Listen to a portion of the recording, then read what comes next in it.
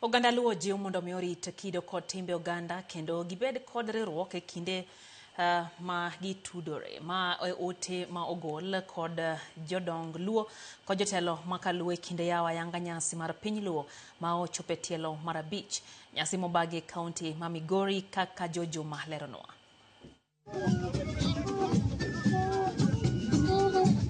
Nyasi mar piny luo mochope tielo mar 5 ochakore yanga e kaunti ma Migori ka bende odhi nyime kuom ndalo adek.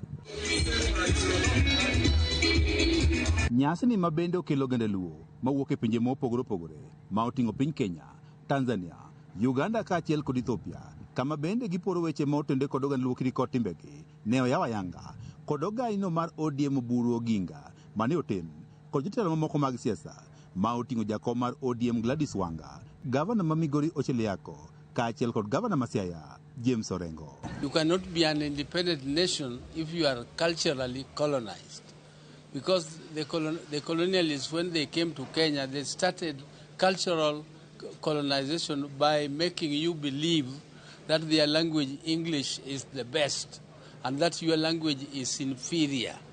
And we must teach our children to learn that their language is not inferior. We look forward to living better. That will contribute to community building.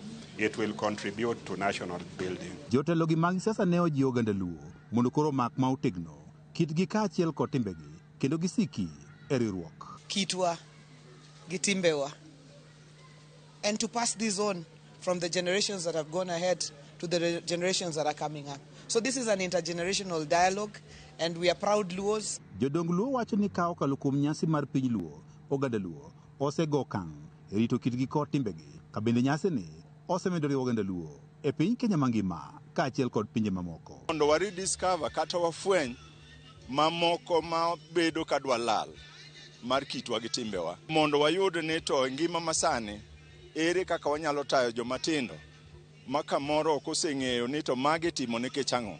E kinde ma nyasi dhi nyime penjo maduong' en ni to oganda luo oluw mana kitgi kod timbegi koso bende girwaki lokruok ma ikelo kod sayans kata tudruok ma bende osebedo e kind ogendni e piny mangima ma idendo kod dho ngere kaka culturation. Ok en wacho ni wadwa dok kaka ne wantie ka.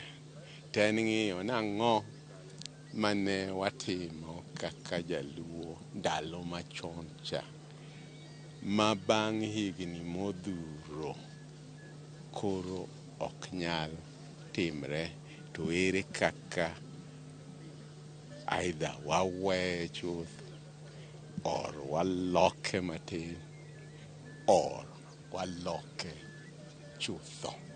Ngiri Adam Solo wach ni oganda nyaka koro ng'i gima oganda kitgi kod timbegi wacho kaachiel kod ng'iyo gik ma sayans wacho kendo gikaw okang' mariek. Omiyo kata ndalo machon go nitie gima niluongo ni common taboo.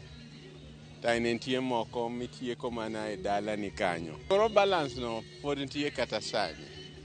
Omiyo nitie gima ng'ato bro wacho ni mae to eri kero wacho. But an awuon kang'iyo yuto na ok nyal rito nyithindo ochiko. Wach ma kama osir kod jalup chancellor marongo ngire Samuel Gudo ma bende wacho ni kata lokruok nitiere e kit oganda ma ikelo kod sayans kod tudruok ma osebedo e kind ogendni e piny mangima ber ka oganda luo bende dhi nyime kod rito kitgi kod timbegi. There is no contradiction.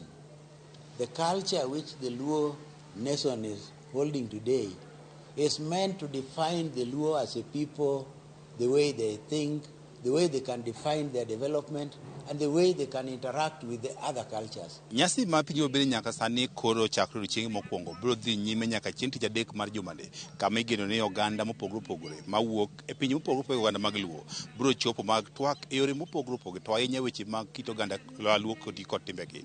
Ka bende giko mar nyasi ni mabende biro bedo tich adek ma tarik 10 kod 7 mar dwene igeno ni jatend welo mopogore opogore moting'o jatend piny Kenya William Ruto koro biro mol e kaunti ma Migori kama bende koro biro timo limbe kaachiel koriwore kod oganda luo e nyasi machal kod mae. George Juma, Ramogi TV, Migori.